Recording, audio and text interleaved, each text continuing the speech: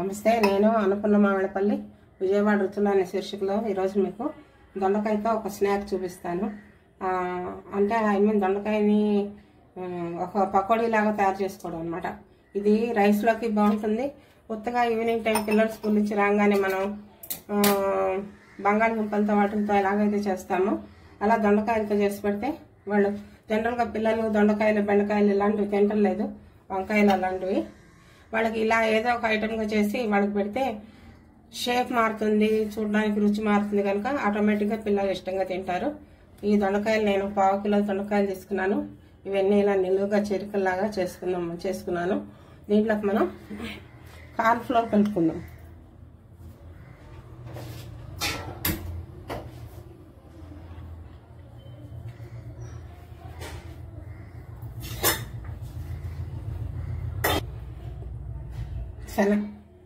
శనగపిండి బియ్యపిండి అలాగా కాకుండా మనం కార్న్ ఫ్లోర్ కలుపుకుందాం. శనగపిండి అయినప్పటికీ ఏంటంటే మళ్ళీ పిల్లలకి పిల్లలకి కాదు పెద్దవాళ్ళకి కూడా చాలా మందికి మధ్య సూట్ అవుతుంది. ఇది పిల్లలకే కాదు పెద్దవాళ్ళకి కూడా ఈ మధ్య శనగపిండి పెద్దగా సూట్ అవటం లేదు. కాంటు బట్ట అయితే తప్ప మనం శనగపిండి వాడుకోకుండా దానికి ఆల్టర్నేట్గా కార్న్ ఫ్లోర్ కానీ గోధుమ పిండి కానీ మైదా పిండి కానీ ఇలాంటివి ఏమైనా వేరే పిండి మనం కనుక ఆలోచించి చేసుకుంటే తినే వాళ్ళకి హాయిగా ఉంటుంది, తిన్న తర్వాత కూడా హాయిగా ఉంటుంది. కడుపులో నొప్పి రావటాలు ఇట్లాంటి ఇబ్బందులు అరగకపోవడం ఏం లేకుండా. అందుకే నేను కార్న్ ఫ్లోర్ వేసాను దొండకాయలో. దాంట్లోకి సరిపడాగా ఉప్పు,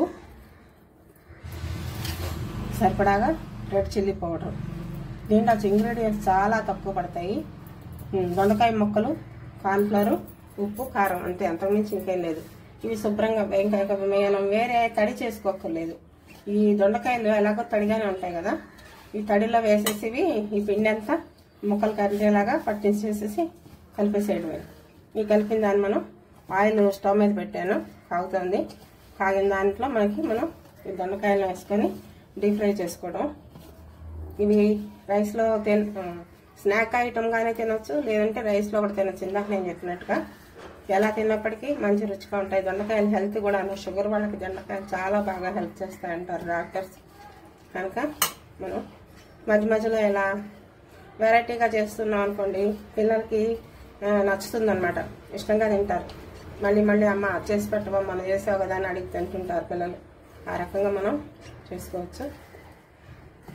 చూడండి, కార్న్ ఫ్లోర్ దొండకాయల తడికి చక్కగా కలిసిపోతుంది, దొండకాయ ముక్కలు కలుపుకుంటుంది. మరి ఏదన్నా కలవలేదు అని మనకు అనిపిస్తే మటుకు జస్ట్ ఒక 2-3 స్పూన్స్ వాటర్ మనం యాడ్ చేసుకోవచ్చు, అంతకుమించి అయితే అక్కర్లేదు.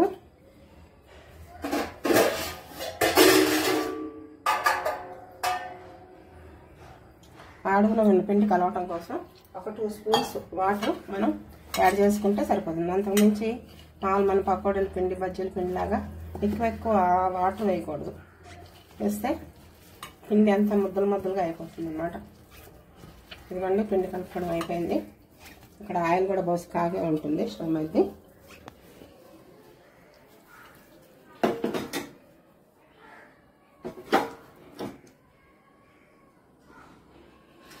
ఇదిగోండి కాగింది. మీరు ముద్దలుగా వేయకండి, విడివిడిగా వేయండి, అప్పుడు ఫ్రై చేసింది బాగుంటుంది అన్నమాట. ముద్దగా ఉంటే అది సరిగ్గా మధ్యలో వేగకపోవడం, పచ్చిగా ఉండటం, తింటుంటే అలా ఉంటుందన్నమాట.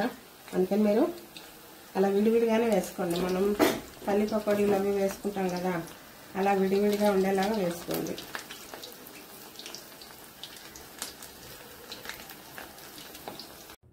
ఇదిగోండి, దొండకాయతో స్నాక్ ఐటమ్ తయారైంది. ఇది దీని మీద కరివేపాకు వేస్తే మంచి స్మెల్ వస్తుంది. ఆ ఫ్లేవర్తో కూడా దీనికి ఎక్స్ట్రా టేస్ట్ వస్తుంది అనమాట.